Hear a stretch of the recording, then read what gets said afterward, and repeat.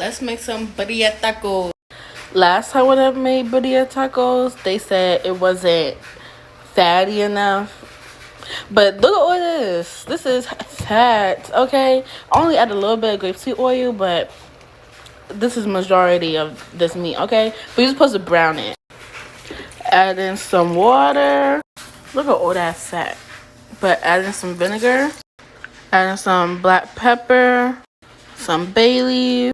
Last 2 of my cinnamon sticks. You're also supposed to add these peppers, but my blender don't work, so I'm not using these. I'm gonna also add in some tomato paste. Please don't cut me up in the comments. I don't got time.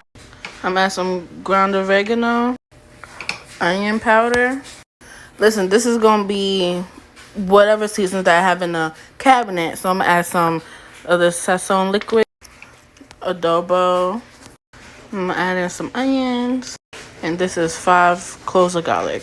Okay, while that's gonna get simmered down to its tender, I'm gonna make some sides, some beef-fried beans from the can, okay, and some cilantro and lime rice. I'm not showing you all that because no. This is what it's looking like so far. I'm gonna take the onions and smash it up in here. As you can see, the meat is getting tender. You take it out, shred it up, and put it back in the pot.